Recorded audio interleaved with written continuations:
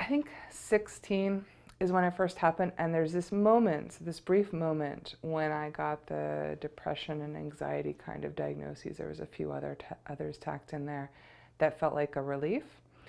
and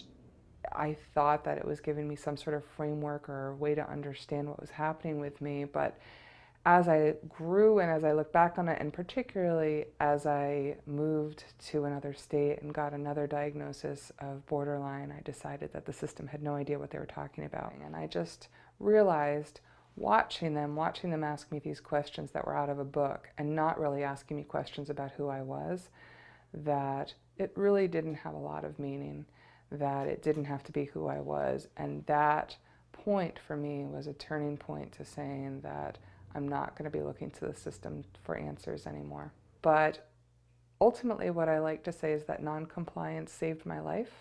It's often listed as a treatment problem. You know, if you're non-compliant or treatment resistant or any of those things, that somehow suggests that you're not going to move forward. For me, what helped me move forward was leaving the state where they were hospitalizing me, which I was lucky enough to have the resources to be able to do, and not talking to people in the system about certain things, being much clearer about what I did and didn't want to share, until I could start talking about it from more a place of power, which I do now. I talk pretty openly about a lot of things, but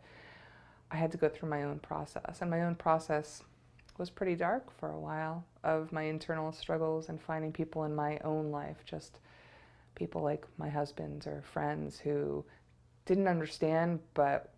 weren't necessarily going to send me off somewhere either. So I looked for genuine relationships, and I also talk about my son, both making my internal distress worse but also pulling me out of it.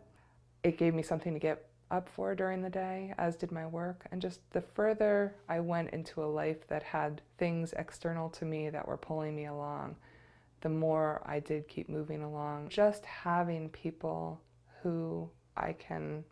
talk to, whether or not they get it, having people that I care about, having people that I want to have a relationship with and that pull me out of myself, having people that aren't hurting me. A lot of what I believe is that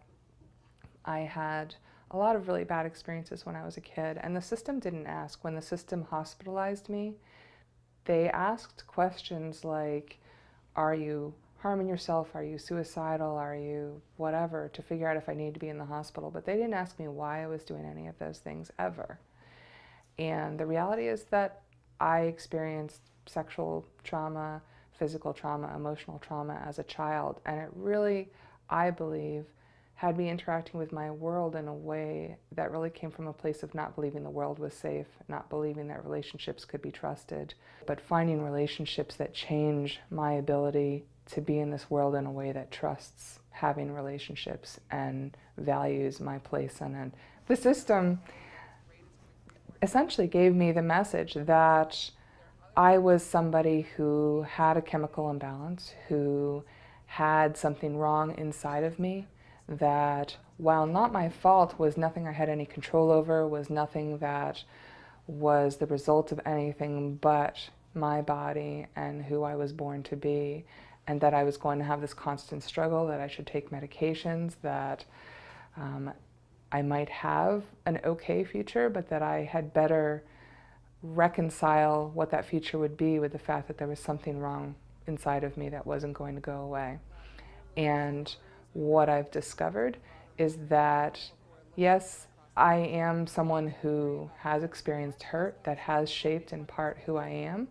but that I have the ability to change in many ways as I move down my path, that there's not something that was just born into me, that there are reasons why I've experienced the distress and the pain that I have experienced that makes sense,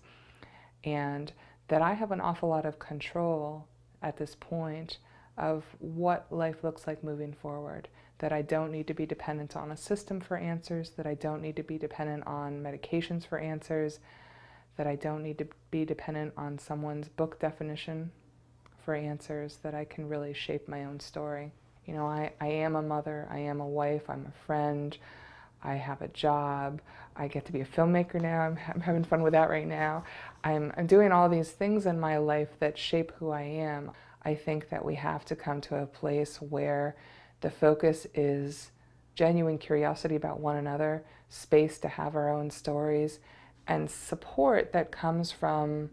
not a place of knowing, but a place of not knowing, of acknowledging what we don't know, of acknowledging our complexity as individuals. And so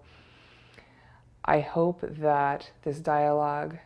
is encouraged to happen, but happen with everyone asking why in every direction to everything that's suggested, and not with the goal of coming up with some little box of things or perspectives that people get to choose from, but really sort of getting rid of the boxes